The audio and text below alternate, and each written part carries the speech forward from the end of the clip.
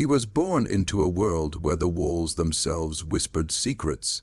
Some people inherit fortunes, some inherit names, others inherit curses. But he inherited a lineage that had been quietly folding in on itself for generations. They say small towns hold no secrets, but the kind of horror he lived through proved otherwise. Imagine knowing, from the first breath you take, that the blood running through your veins has carried the same faces, the same eyes over decades, decades that were never meant to be remembered, only repeated. By the time he could speak, he understood a truth most would never dare confront. His family was a closed circle, a mirror reflecting only itself. And in that reflection, he saw her, his sister, the one whose existence was entwined with his in a way that the world outside would have called monstrous, unthinkable. The townsfolk never talked about it, of course. They smiled and nodded when asked about the children, about the quiet boy with hollow eyes, the girl who seemed older than her years in ways that nobody could name. There was a tension, a subtle recoil, that hung around the house like smoke. A smell no one could place, but everyone recognized. Parents whispered in kitchens, doors slammed a little too hard, footsteps slowed when they passed the yard. Yet within the walls of that home, the rules were different. The family had learned early how to protect themselves, how to turn ordinary lives into a secret life, hidden under layers of polite denial. He remembered the first time he saw her as more than a sister. The memory is hazy, almost dreamlike, but the sense of inevitability was sharp, as though some ancient instinct had been guiding him, feeding him knowledge no child should possess, and she seemed to know too. In ways too subtle to describe, she recognized him in the same way, like a shadow mirrored in a cracked window, familiar and foreign all at once. Some things are hard to articulate without shattering the listener's sense of safety. The boy carried a consciousness of this hidden truth that was both terrifying and fascinating. It was a knowledge that his parents could not protect him from, nor could the townsfolk. And yet they tried. Every whispered warning, every scolding glance, every locked door was an attempt to maintain normalcy, to deny the pull that neither of them could resist entirely. By the age of 12, he understood the language of secrecy better than any schoolteacher could teach. Every glance, every quiet conversation carried weight. There was a rhythm to it, almost ritualistic. The family had been practicing it for generations, a hidden choreography of survival and shame. And through it, he watched her, studied her, understood her in ways that no one outside those walls could ever imagine. Most children see a sibling and see a companion. He saw history, consequence, and a haunting inevitability that tied them together. His young mind was a library of forbidden knowledge, cataloging the shapes of faces and the contours of what should never have existed. There's a peculiar kind of horror in knowing your own ancestry in this intimate, inescapable way. Others fear the unknown. He feared only one thing, the clarity of truth.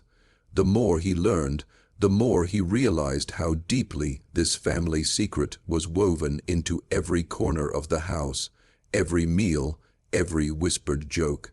Every pattern of affection and conflict was a thread in a tapestry too grotesque to show anyone, too intricate to untangle. And the worst part, the part that gnawed at him like a living thing, was that he wasn't just observing history, he was living it. His own body and mind were instruments of a story older than he could count, a story that the wider world could never understand without recoiling in horror. Even now, years later, when people recount the town's history, when the archives are dusted and the libraries catalog names, they leave out the house on the edge of the woods. They leave out the boy and the girl who were bound by blood in ways that defied comprehension. Some stories are buried so deeply that only a few dare to exhume them. And for him, for her, the story was never over. It was an inheritance, and inheritance is never kind. He grew up like a shadow within his own home, always aware of the invisible boundaries that defined what could be spoken and what could not.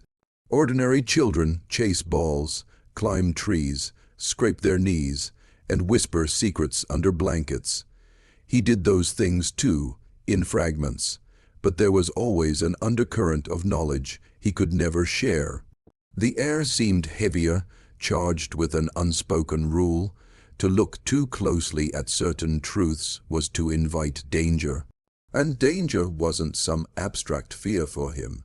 It was etched into the very walls, into the way his mother's hands trembled when she carried plates across the kitchen, into the way his father avoided his eyes when he asked the wrong question. He learned quickly that curiosity in that household had a price. The sister, his mirror and his opposite, became both a source of solace and a point of obsession. She was brilliant, unnervingly aware, capable of reading the nuances of a room, of people, with frightening clarity. And yet, in private, there was a vulnerability he understood intimately, one that tied them together in ways that should have been impossible. It wasn't just sibling affection. It was the awareness of shared sin, the recognition that their blood was different from everyone else's, that their lineage carried with it an inheritance of isolation, shame, and a subtle, almost magnetic perversity. He noticed patterns, how their parents avoided pairing them with anyone else, how conversations about the outside world were always carefully filtered. They were the product of generations of self-containment, and that containment had bred a peculiar, inevitable intimacy between them. School offered no escape. He quickly understood that the world outside his home was a stage, and he was forced to perform normalcy while carrying a secret that made even the brightest sunlight feel dangerous. He watched other children play, envied their careless laughter, but always knew he could not step fully into it. Every interaction was a test. Would anyone notice the subtle, almost imperceptible differences in behavior? The quiet way he and his sister could communicate without speaking. He developed a vocabulary of glances, gestures, and shared silences that allowed them to navigate the outside world without exposing the darkness of their private reality. And yet, in those silences, the connection between them deepened, a bond forged from necessity, secrecy, and a dangerous, unnameable familiarity. As adolescence approached, the tension intensified. There were moments when he felt the weight of history pressing down, reminding him of the cycles that had been repeating long before he existed. Some nights he would lie awake, staring at the ceiling, hearing the muted creaks of the house settling, wondering how many times generations before him had experienced the same compulsion, the same forbidden recognition. He began to see patterns not just in his family, but in himself, strange impulses, thoughts, and attractions that could not be explained by anything other than biology and the inescapable pull of the bloodline. Every reflection in a window or mirror reminded him that he was living in the same story his ancestors had lived, the same story that had twisted love and kinship into something darker than ordinary life could ever imagine. The parents were both captors and protectors, their methods subtle but absolute. Punishment wasn't always verbal. It came in the form of isolation, the cold withdrawal of attention, or a sudden, sharp reprimand that left marks on memory rather than flesh. They were desperate to maintain control, to keep the cycle contained. Yet, ironically, it was this control that intensified the bond between the boy and his sister. Deprived of normal outlets for affection or rebellion, they found one another, a quiet solace in the unthinkable. He knew she understood him in ways no one else could, and it was terrifying because understanding came with awareness, and awareness carried the weight of choice. By mid-adolescence, he had become a historian of their own lives, cataloging actions, reactions, and the subtle undercurrents of desire and fear that bound them. There was a strange clarity to this role, a haunting sense of purpose. He realized that the story they were living could never leave the walls of the house, could never be told to anyone without shattering them completely. Yet the knowledge alone was intoxicating, pulling him closer to her in ways that blurred the line between what was natural and what was monstrous. And so, the boy and the girl became conspirators in a silent, grim history that had been written long before they were born, and would likely continue long after they were gone. The house itself seemed alive with memory, each floorboard creaking with echoes of the past. He could feel it pressing against him, a reminder that his life was not just his own, that the walls held stories that no outsider could ever read. In the quiet hours before dawn, he would wander the hallways, tracing the patterns of his family's secrets, as though the dust itself whispered answers. There was a rhythm to it, an invisible architecture built on avoidance, shame, and control. Each room held a fragment of history, from the faded photographs on the mantel to the letters carefully hidden in drawers that smelled faintly of mildew and despair. The air smelled of wood smoke and secrets, of generations compressed into a small, suffocating space. In these silent wanderings, he began to notice the ways the adults interacted with each other, small gestures and coded glances that revealed more than they intended. He learned to read their silences as fluently as spoken words. A hand placed on a shoulder too long, a pause before answering a question. These were all messages, warnings about what was safe to know and what would bring consequences. The family had developed an intricate system of communication, a language of avoidance, and he became its most astute student. It was a kind of apprenticeship in survival, though the lessons were horrifying in their implications. He understood, even as a child, that knowledge here was power and danger. The sister became both a companion and a mirror. In her presence, he could see the lineage's dark threads reflected in someone other than himself. He observed the ways she moved, how she reacted to conversations, how she mirrored certain expressions of their parents. The symmetry was uncanny, almost deliberate, like two halves of a single organism divided by circumstance rather than choice. Their shared awareness of the family's secrets created a dynamic that was impossible to articulate. They could speak volumes with a glance, a tilt of the head, a subtle pause in conversation. The intimacy of that understanding was both comforting and terrifying, for it revealed the depth of their isolation and the gravity of the sins they had inherited. Outside the house, the world continued obliviously. Neighbors waved over fences, teachers offered kind smiles, strangers passed through town with casual indifference. Yet he and his sister were already set apart, bound by something deeper than any external social connection.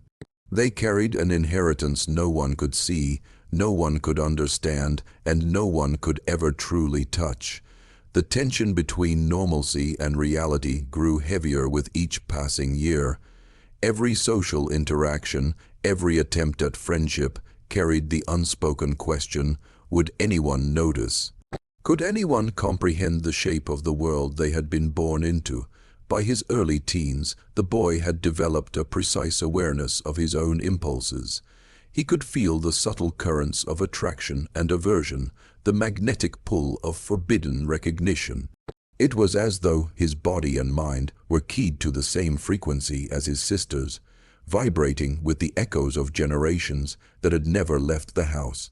Each meal, each shared glance, each small act of intimacy, everything was freighted with significance, and yet outwardly, they were just children, playing in a world that would never understand the depth of their connection. It was a dual existence, one foot in reality, one foot in the dark corridors of inherited secrecy. The parents' influence loomed constantly, like shadows cast by a fire too bright to look at directly. Their control was meticulous, shaping not only behavior but desire, emotion, and thought. Yet in their efforts to contain the children, they inadvertently cemented the bond between them. Isolation bred attachment, and attachment bred awareness. He and his sister became co-conspirators in a history that was neither of their choosing nor easily escaped. It was a story written in blood, repetition, and silence, a story that would haunt them for their entire lives, and perhaps for the generations that followed. By mid-adolescence, the contours of their lives had hardened into something almost ritualistic. Each day followed a pattern that was both ordinary and suffocatingly unnatural. Breakfast, school, homework, chores, dinner. The hours were measured, predictable, and yet laden with tension. Outside, the world moved in careless cycles, but inside the house, every movement carried weight. Every glance was laden with unspoken meaning. He had learned to move quietly, to speak carefully, to observe constantly. The girl, his sister, was no different. She too had internalized the rules, the boundaries, and the invisible consequences of misstep. Together, they navigated a landscape invisible to anyone else, a place where instinct and awareness merged into a constant, inescapable vigilance. The intensity of their bond grew, shaped by shared secrecy and an intimacy that defied societal understanding. They were mirrors to each other, reflections of a family history too twisted to acknowledge openly.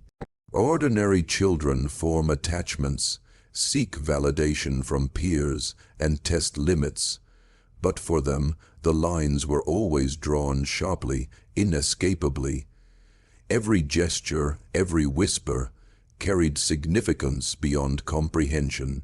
The house, once merely a home, had become a vault of ancestral memory, and within its walls, he and his sister were both prisoners and keepers of a truth the world was not meant to witness. And yet, life outside could not be entirely ignored. School introduced other children, other influences, and a world that seemed at once normal and alien. He watched them, studied them, and yet knew they could never fully understand him, never truly perceive the depth of the inheritance he carried. The other children played and argued over trivialities, unaware that two of their classmates were enmeshed in a cycle of secrecy and compulsion, far older and darker than adolescence itself. To him, the gap between the ordinary and the forbidden was as tangible as the walls around him, a constant reminder of isolation and difference. As the years passed, he began to understand more clearly the ways his body and mind had been shaped by his lineage. Certain impulses, thoughts, and curiosities were not merely personal. They were historical, encoded in generations of hidden connections and carefully concealed behaviors.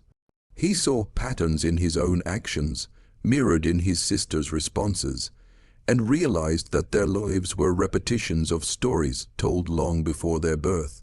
This awareness carried with it a weight almost too heavy for a young mind, a psychological gravity that shaped his sense of self and his perception of the world. The family's methods of control became more sophisticated, more insidious, and more necessary in their own eyes.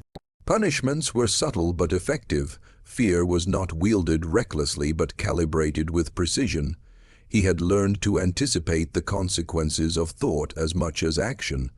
Every transgression was a lesson in survival, every glance at forbidden knowledge a test of endurance.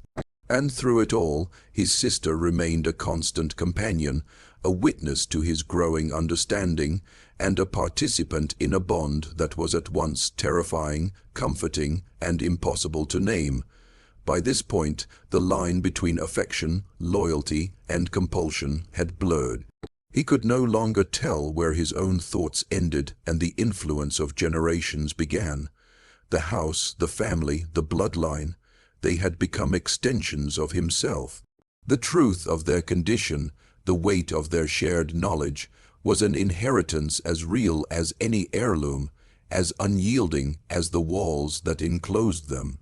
And still, the world outside remained oblivious, passing by without recognizing the quiet horror that thrived within a small, unremarkable home on the edge of a town too polite to ask questions. And yet, even in this darkness, there was clarity. He understood the stakes, the rules, the inevitability of connection and consequence. He knew that to speak of it would destroy them, that exposure was unthinkable.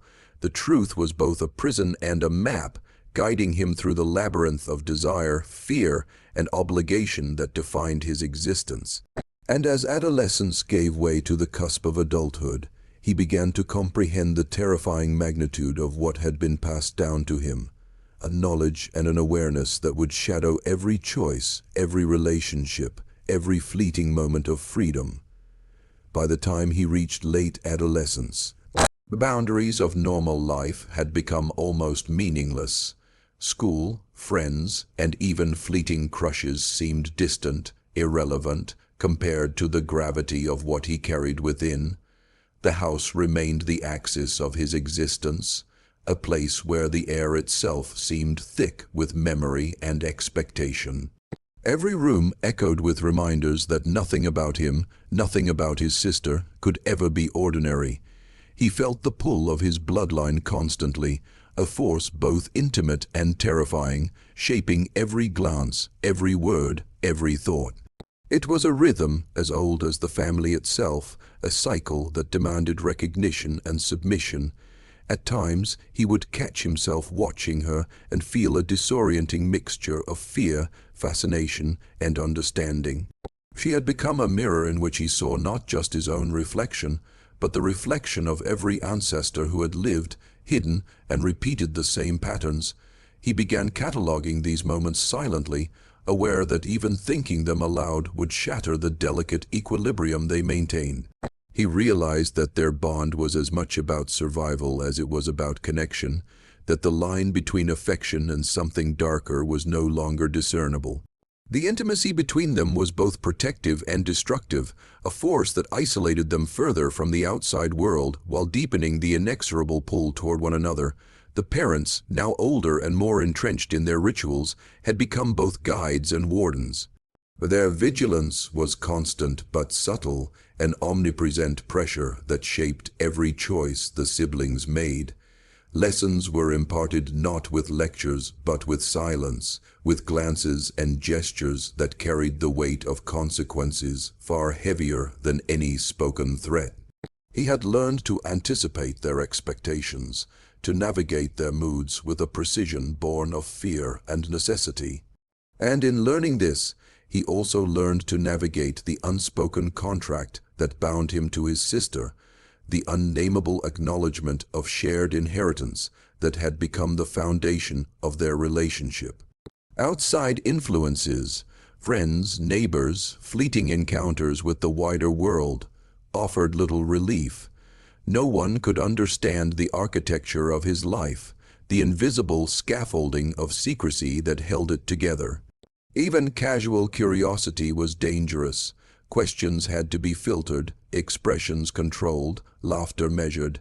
And yet, every forced interaction reinforced his sense of isolation, intensifying the bond with his sister as the only constant in a world that would never truly recognize them. Their shared awareness of the family's history, of the patterns repeated over generations, became a private language, a structure in which they could exist safely while the rest of the world remained oblivious. There was, too, a subtle compulsion that he could not deny.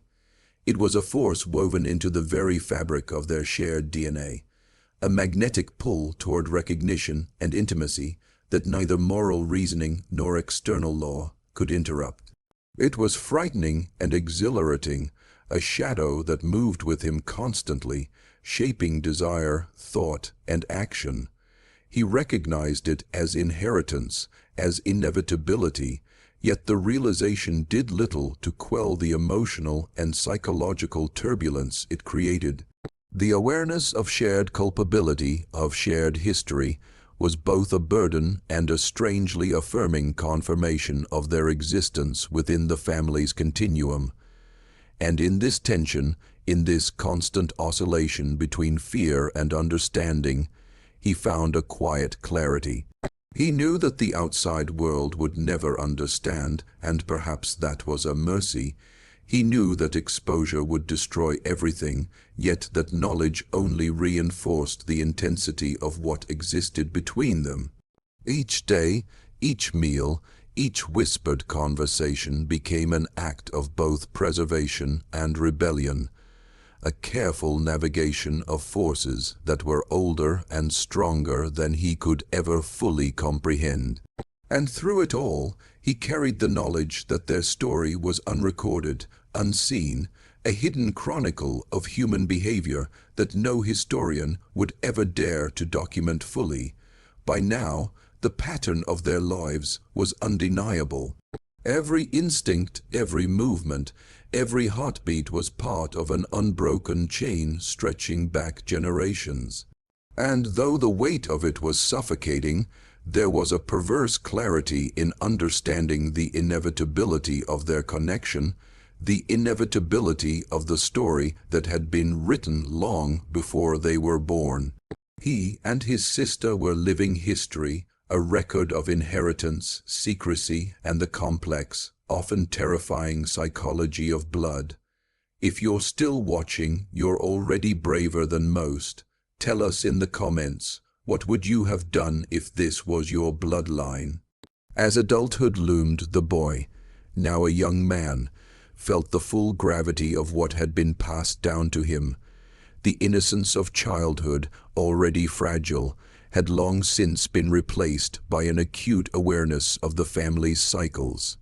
Every choice carried consequence, every desire carried weight, and every glance at his sister reinforced the duality of their existence, bound by blood, burdened by history, and isolated from the moral and social frameworks that governed the outside world. He realized that his life, her life, and the invisible threads connecting them were part of a narrative written long before either of them had been born, a narrative that demanded recognition and obedience, whether he wanted it or not. In the quiet of their home, they became archivists of memory, cataloging not only the visible traces of family history, photographs, letters, and heirlooms, but the invisible, the emotions, impulses, and compulsions that had quietly guided generations. He observed his own behavior in painstaking detail, mapping the impulses that were inherited rather than chosen. He saw patterns in his sister as well, repeated gestures, familiar expressions, the subtle echo of ancestors long dead. Together, they were living fossils, reflections of a lineage that had been folding in on itself for decades. The weight of awareness was oppressive, yet in that oppression lay a perverse clarity. He understood that this knowledge was both a curse and a form of survival, an inheritance of insight that the rest of the world could never possess. Isolation had refined their communication into something almost imperceptible to outsiders. They spoke without words, exchanged intentions through glances and subtle movements. In a sense, they were cocons, spiriters in the family's legacy, participants in a pattern that society would deem unnatural, monstrous even. And yet, this closeness was not simply a product of compulsion. It was a mechanism for endurance. Each of them recognized the impossibility of the lives they had been handed, and in their mutual understanding, they found solace, a quiet acknowledgement that the burden of knowledge could be shared. In the outside world, they were strangers, but inside the house, they were mirrors reflecting the same haunted history. The parents, increasingly reliant on routine and ritual, reinforced the boundaries that maintained the family's secrecy. Punishments became less physical and more psychological, subtle calibrations meant to control thought as much as behavior. the young man learned to anticipate every nuance, every expectation, and every trap. In doing so, he gained mastery over himself, but also an intimate knowledge of the mechanisms that had preserved the family's cycles for generations. This mastery was both liberating and suffocating. It allowed survival, but reinforced the inescapable gravity of inheritance. He knew that the patterns shaping his mind, his desires, and his decisions were not simply his own. They were the echo of centuries of repetition. Outside relationships offered little refuge.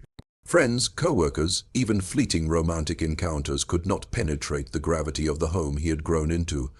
No one could understand the depth of the bond he shared with his sister, or the inherited knowledge that shaped every choice they made. It was a solitude unlike any other, a private universe defined by rules older than most nations, a morality dictated not by law but by blood and circumstance.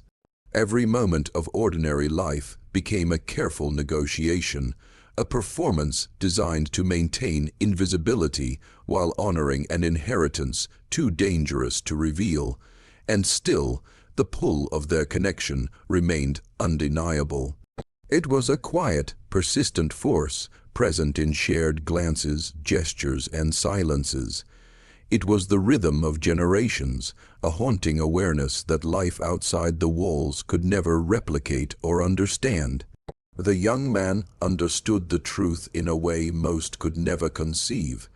He and his sister were living evidence of a history buried beneath polite society, a story of obsession, inheritance, and compulsion. The weight of that knowledge was unbearable at times, yet it was the only reality he had ever known. Their lives were entwined not merely by choice, but by the invisible machinery of ancestry, a cycle that had begun long before them and would continue long after. As the years progressed, the weight of inheritance became impossible to ignore. Every decision he made, every thought he entertained, carried the resonance of generations before him. The young man understood that his existence and the bond with his sister was both a continuation and a repetition of a story that had been written in silence and secrecy for decades. It was a realization that left him simultaneously awed and terrified. The past was not gone. It lived in him, in her, in every subtle movement, every unspoken glance. The house, the family, the bloodline, they were inseparable from who he had become. The sister had grown as acutely aware as he had, her understanding deepened by the same oppressive inheritance. She too navigated the boundaries of survival and recognition with precision, matching his unspoken movements and thoughts as though they were performing a private ancestral dance. Together, they were both architects and prisoners of their lineage, coexisting within a web spun long before either of them had been born. Every shared glance, every moment of quiet intimacy was layered with the knowledge of their history, a history they could never escape, a truth the outside world would never accept. In these years, he began to reflect on the nature of morality and consequence, realizing that societal rules had little relevance within the walls that shaped him. Outside, the world measured sin and virtue with certainty, but inside, the measures were different. Love, desire, loyalty, and guilt were all tangled in ways that defied conventional understanding. The quiet horror of it was not only the inevitability of their connection, but also the clarity. They were fully aware of the transgression, fully aware of the pattern, yet incapable of fully breaking free from its gravitational pull. The cycle was both conscious and unconscious, deliberate and unavoidable, a paradox that defined every heartbeat. He became increasingly attuned to the psychological architecture of his family, noting the ways the parents' control had evolved over the decades. Punishments were refined, subtle, and terrifyingly effective. The tools of manipulation were mostly invisible, encoded in gestures, tones, and silences. Each lesson reinforced not only obedience but understanding of the family's history, the invisible currents that bound them together. And as he observed these mechanisms, he realized how deeply they had shaped him, how they had made him both conscious of and complicit in the perpetuation of the bloodline's darkest secrets. Isolation became a constant companion. Attempts at normalcy outside the home were fleeting and unsatisfying. Interactions with the outside world were inevitably filtered through the lens of his inheritance. Friends, romantic prospects, strangers, all of them existed in a different moral framework, one incapable of recognizing the shadow of history that clung to him. In contrast, his sister remained a constant, an anchor in a world where understanding was scarce and judgment was inevitable. They shared the burden of memory, the compulsion of lineage, and the awareness that their story was unrecorded, unspoken, and unthinkable. And yet, in the quiet horror of this existence, there was a strange clarity, almost a grim poetry. He understood the cycles, the patterns, and the inevitability of their connection. He recognized the full extent of the inheritance they bore, the invisible architecture of desire, secrecy, and repetition that had shaped his family for generations. And even as he contemplated the impossibility of escape, he understood one thing with terrifying precision. He and his sister were living proof of a lineage that was simultaneously human and monstrous, intimate and isolating, inevitable and forbidden. Their story was a shadow buried beneath the normal rhythms of society, waiting to be glimpsed only by those brave or unlucky enough to look. In time, the young man came to understand that their existence was a kind of living archive, a record of impulses, patterns, and histories that society had long since chosen to ignore. Each heartbeat, each glance, each shared silence between him and his sister carried echoes of ancestors who had walked the same floors, made the same choices, and been bound by the same invisible forces. It was a lineage not written in books, not commemorated in public memory, but etched into their very biology, their consciousness, and the architecture of their home. The house itself seemed to pulse with memory, every creak and shadow a reminder that they were not alone, that the past was never truly gone. He observed the world with a dual consciousness. One part of him moved through daily life, interacting with classmates, neighbors, and strangers as though he belonged to the same ordinary narrative.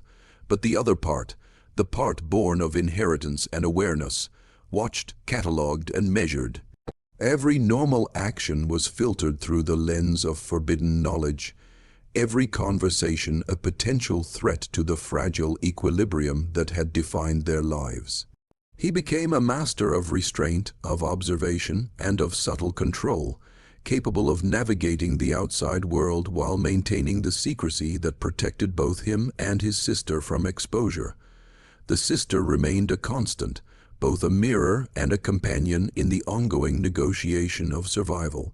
Their bond had become an intricate language of gestures, silences, and shared glances, a code born of necessity and refined by years of experience. In her presence, he felt both the weight of inheritance and the relief of recognition, the dual forces of compulsion and comfort. There were moments of quiet intimacy, brief periods where the oppressive gravity of their situation softened just enough to allow a fleeting sense of human connection. Yet even in these moments, the shadow of history loomed, a reminder that nothing in their lives existed outside the bounds of the family's cycles. As he matured, the awareness of inevitability deepened. He understood that their story was not simply personal. It was a continuation of a history that had repeated itself across generations, a lineage that had closed in upon itself in ways both deliberate and accidental. Every behavior, every instinct, every impulse he experienced was shaped not only by his immediate environment, but by the centuries of repetition embedded in the bloodline. This realization was at once liberating and suffocating. He had clarity, but that clarity revealed a truth no one outside the house could endure. Isolation intensified as a consequence of understanding. Attempts to form normal relationships outside the family were met with frustration or disconnection. No one could comprehend the psychological and emotional architecture that defined his life. His sister remained the only constant, the one who understood the invisible scaffolding that supported their shared existence. Together, they navigated a landscape of secrecy, desire, and obligation that existed entirely outside societal norms. Their lives were a private chronicle of compulsion, inheritance, and survival, a record that would likely remain unseen and unspoken forever. And yet, in this darkness, there was a grim clarity. He understood the cycles, the pull of blood, and the inevitability of their bond with a precision that was almost scholarly. Each glance, each gesture, each silence was both a reflection of history and an act of preservation. They were living proof of a family story too dark, too intimate, and too persistent for the outside world to acknowledge. Theirs was a chronicle of human behavior twisted by isolation, repetition, and inherited compulsion, a story buried beneath ordinary life, accessible only to those willing to confront truths the rest of the world refused to see. And so, the culmination of their lives approached with a quiet, inexorable inevitability. The young man had grown into the full awareness of his inheritance, carrying the weight of generations in every thought, every movement, every heartbeat. He understood now that his life and his sister's was not a series of accidents or moral failings. It was a continuation of a lineage that had been quietly folding in on itself for decades. The house, the family, the bloodline, they were inseparable from his identity. Every glance at her, every shared silence, was a reminder that they were living echoes of a story no outsider could ever truly comprehend. By this point, he had become both historian and participant in a narrative that spanned generations. He catalogued impulses, recognized patterns, and measured consequences with a precision born of necessity. His sister was both a mirror and a companion, reflecting not only his own inheritance but the legacy of ancestors who had walked the same floors, made the same choices, and felt the same inescapable pull of blood and compulsion. They had become co-archivists of a history that society would never acknowledge, living in a world built on secrecy, ritual, and repetition. The outside world remained indifferent, a place of ordinary human concerns that could not penetrate the quiet horror of their existence. Friends, acquaintances, even fleeting romantic entanglements were filtered through the lens of inheritance and secrecy. Every interaction was an exercise in careful calculation, every gesture weighed against the possibility of exposure. He and his sister existed in a private orbit, bound by knowledge, desire, and necessity, a small universe entirely contained within the walls of their home. And in that containment, the gravity of their connection became both oppressive and comforting, a paradox that defined every moment of their lives. There was, too, a subtle elegance to the inevitability they had inherited.